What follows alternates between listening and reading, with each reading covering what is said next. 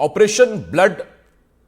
नमस्कार, बहुत स्वागत है आपका। एमपीसीजी प्राइम देख रहे हैं आप और आपके साथ मैं हूं आसिफ शेख। ऑपरेशन ब्लड में हमने दिखाया कैसे खून जो जिंदगी बचाता है वो बोतल में बंद होकर बिक रहा है।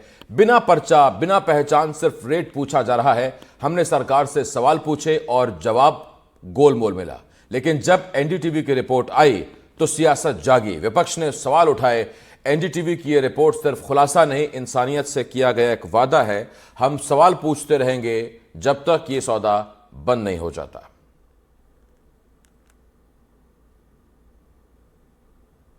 इन सारे अस्पतालों के परिसर में बाहर और इन ब्लड बैंक में हमने दिखाया कैसे उजाले में अंधेरा घुला था, कैसे हमारा शक सौदेबाजी में तब्दील हुआ, कैसे वो इंसानियत जो खून की हर बूंद में धड़कनी चाहिए थी लेकिन यहाँ बोतल में बंद मिल रही थी। हम पहुंचे, हाथ में पर्चा था पर मरीज नहीं थे। हम सवाल थे और उन सवालों के जवाब में हमें मिली रेट लिस्ट। चार्ज बता दीजिए सर। 2500 रुपये लगाएंगे। 2500 रुपये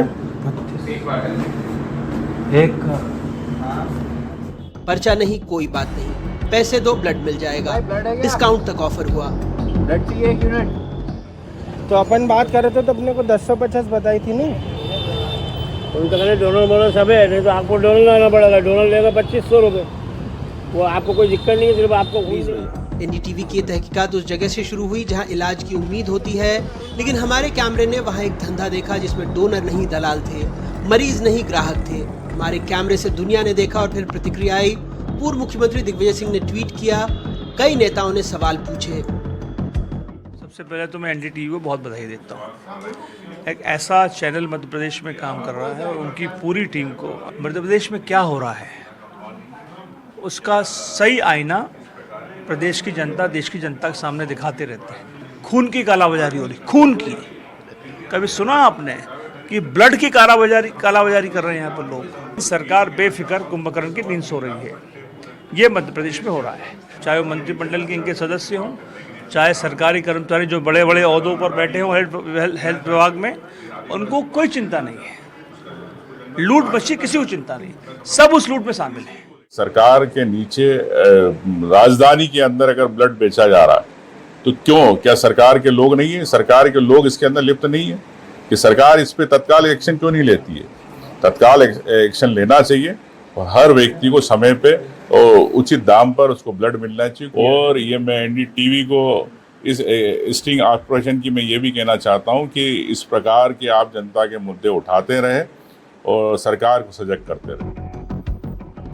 लेकिन सरकार बेफिक्र लगी और सिस्टम तो जैसे नशे में है। खून अब जीवन नहीं, कारोबार है। जिसे जरूरत है वो जेब देखे, जिसके पास पैसा है उसे रसीद की जरूरत नहीं। हमारी रिपोर्टिंग केवल सवाल पूछती है क्योंकि जवाब किसी के पास नहीं। हम किसी डॉक्टर पर उंगली नहीं उठा रहे, लेकिन दरवाजे के बाहर बैठी एक माँ के आंसू कह रहे हैं, मेरे पास पर्चा है लेकिन खून महंगा है बेटा।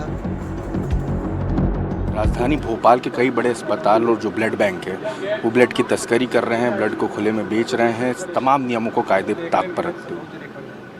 इस पे जो भी देखिए, जो इस तरह के मामलों में जो भी अवैध काम होता है वो जब पकड़ में आते हैं तो उसके पर कड़ी कार्रवाई होती है।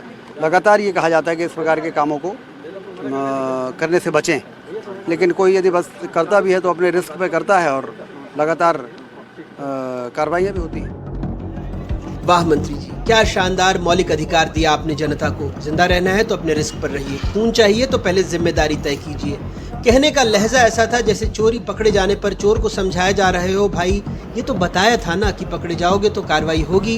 हमारी टीम जब अस्पतालों में पहुंची तो पूरी श्रृंखला थी। पार्किंग वाला, गार्ड, ऑटो वाला, एम्बुलेंस वाले, सब एक नाम की ओर इशारा कर रहे थे, अनीस भाई उनसे बात कर लो। और बात का मतलब था खून मिल जाएगा बिना किसी सवाल के। ये महज कुछ लोगों की करतूत नहीं थी, जैसे पूरे शहर में खून की एक अदृश्य मंडी चल रही हो। ब्लड बैंक में नौकरी करते हैं? मेरे कहने का ब्लड बैंक में ही है वो इसमें है या प्राइवेट में? बाहर है। बाहर है। नाम अस्पताल का, धंधा मजबूरी का और ग्राहक वो जो अपने बच्चे की जिंदगी की भीख मांग रहे हैं। जो खून की कालाबाजारी हो रही है इसकी जितनी निंदा की जाए वो कम है। इसकी हम बहुत निंदा करते हैं। सरकार को इसकी जांच करनी चाहिए और जो लोग भी कालाबाजारी में शामिल हैं उनके खिलाफ सख्त से सख्त कार्रवाई होनी चाहिए। ऐसा प्रावधान करना चाहिए जिससे भविष्य में कोई इस तरह की गलती नहीं करे। हमने सिर्फ कैमरा चलाया, लेकिन जो रिकॉर्ड हुआ वो एक सवाल था, क्या एक पर्चा ही काफी नहीं था? क्यों एक माँ की जेब में पैसे नहीं थे तो खून भी नहीं मिला? क्यों नाम नहीं पूछा गया, नंबर सिर्फ रेट बताया गया? क्यों हर बोतल के पहले इंसानियत मरती है? और कब तक जिंदगी यूं ही बिकती रहेगी अस्पताल के बाहर सबकी नजरों के सामने? एनडीटीवी ये सवाल उठाता रहेगा जब तक जवाब नहीं मिलते।